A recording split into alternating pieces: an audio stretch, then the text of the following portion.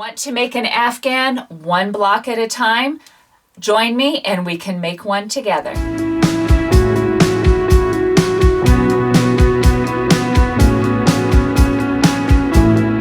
Thank you for joining me on the journey to make an Afghan together block by block.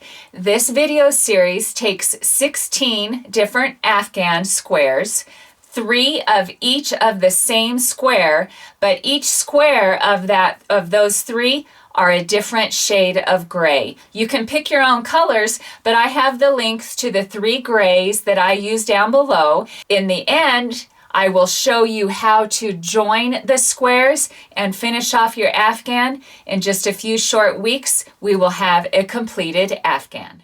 I want to make sure I give credit. The blocks are all a modification and a different version of patterns that I got from this pattern that I had since 1997. So I don't believe it's in print anymore, but I had to make sure credit was given to the original designer.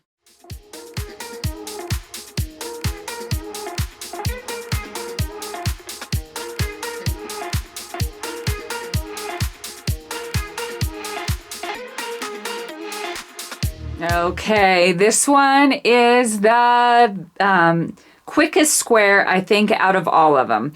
All it does is takes a double crochet and a single crochet and alternates them to make a super cool texture. So start with your slip knot. I put around my finger and thumb, give it a twist, and draw up your yarn. Size J crochet hook, and we start with 23 loose chains. Okay, let's double check. I always like counting after I get done chaining. 1, 22, and 23. And so now on this one, the second chain from the hook, so this is number 1, this is number 2, you're going to start with a single crochet. So in the second one, insert your hook. You don't loop over ahead of time or anything, just put your hook in and go under 2 strands of the chain. Draw back your yarn and draw through all of the loops on your hook. Then the next one you're going to do is a double crochet. So you're going to loop over, go into the next chain, go under the 2 strands, and draw back your yarn, draw back through 2, draw back through 2. Then we're going to go back to a single crochet. So insert it, don't loop over ahead of time. So you just inserted it and drew up your loop. You have 2 on your hook, draw through all. Now we go back to a double. The next one's a single, double,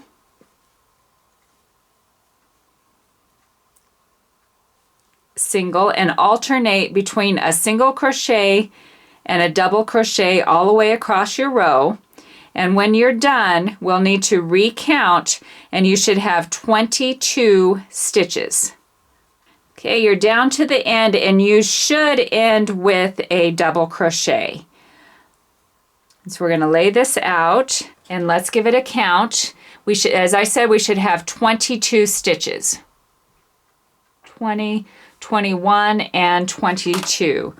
Fantastic. So now we're going to chain 1. And you're always going to start each row with a single crochet. So do a single crochet in the top of the row below. Then you do a double crochet, single crochet, double, and you do that all the way across. So you should be starting with a single crochet and ending with a double crochet. So you continue this pattern until your block is almost a square. Okay, I'm close to it looking like a square here. So let me finish this row ending with a double crochet and lay it out here and see what we have. 6 and 6. So this is ready. This is probably one of my favorite ones because you really don't have to think, just alternate double crochet and single crochet. So this one is ready for its edging. To add a border on your squares with the same color, we are going to do one border of single crochets, and then we are going to switch to the color that you have chose to be your joining color.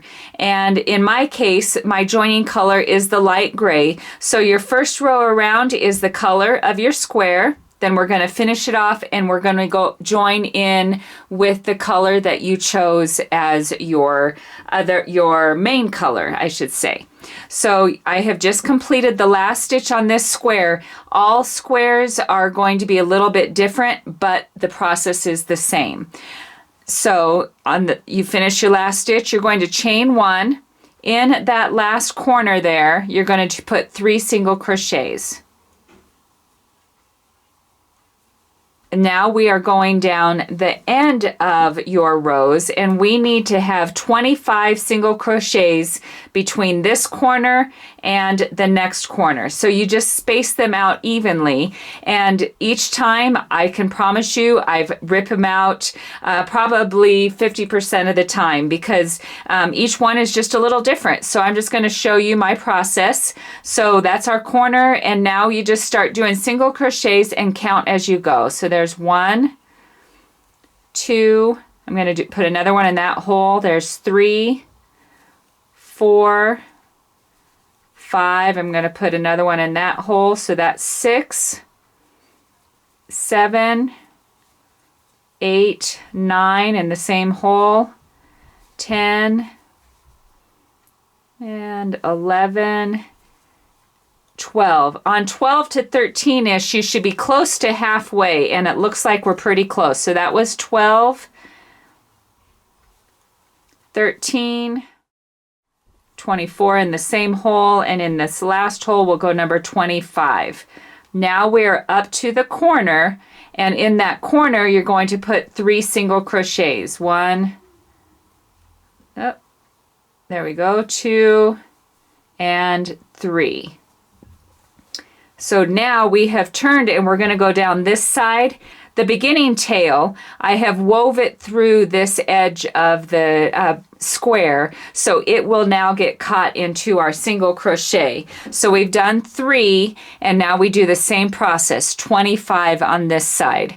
Okay, this is number 25 on my last side. So we have each of the sides now have single crochets, and at this point you just join with a slip stitch in that first single crochet that you started with. So just stick, there you go, I got it through both of the pieces of that single crochet, and a slip stitch is you just pull it through and pull it through. I'm going to cut my thread and then just pull through your string. And now at this point, so that I can catch that tail in my stitching, I feed it through that last edge. Now take your main color, which is my light color, and we are going to join it in the corner. Pick any of the corners, but just pick the middle of the 3 stitches. So here's 1, 2, 3. So in the center one, insert your hook and draw up your yarn. Chain 1, and in that same stitch, you're going to put 3 single crochets.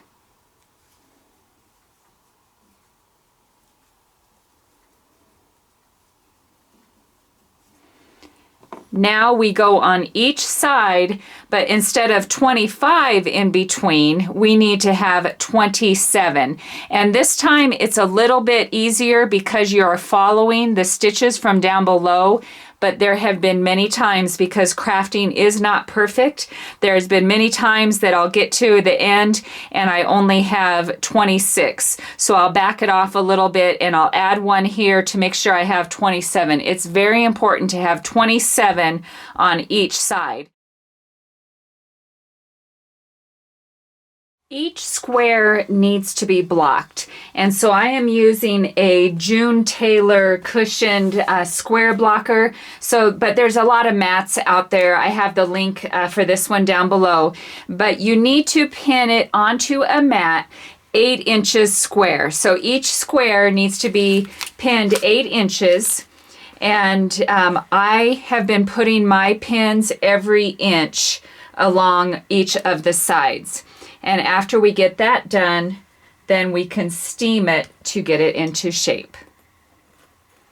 So I start by putting a pin in each corner at the 8-inch mark and pin on each side, and then just add a pin all the way around. Okay, I'm just going to use my personal iron set on the steam setting. Steam each one of them for a minute. So I have my board, I have 3 of them on here. So I'm going to steam each one for a minute, come back and hit them for about another 20 seconds. And then when they cool down, I can remove the pins.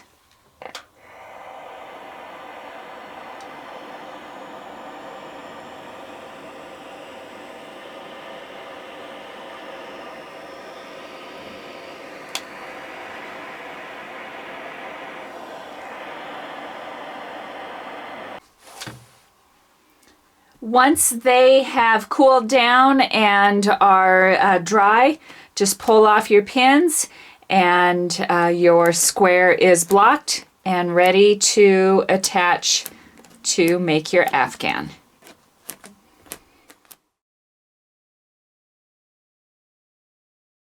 You may want to join your blocks as you go, and I have a diagram on the blog, DIYonthehouse.com, that you can print out. You can put them together in whatever order you want because I did not want any of the same colors beside each other. So however you choose to put them together, to join them, you'll need a large eye yarn needle. And I am going to join them with the light color, the same color as the second row of the edging on each of your squares. So just cut a piece, roughly a yard long, and we will join it with this thread. And the reason we counted so carefully to make sure there were 27 stitches on each side, that'll make this process really easy. So to start the joining, thread up a couple, maybe 1.5 inches to hide your thread in the last row of stitching. And I'm just going to leave a tail like that. And then I have, following the pattern, I have my 2 pieces. I'm going to fold them wrong sides together. And I'm going to match up the corners. And it is just as simple as going through each from the bottom around to the top, to the bottom, to the top, and do not pull them too tight, just kind of nice and loose, but not too loose. Okay, there you can see the pattern that is going. It just makes it all a nice diagonal little stitch.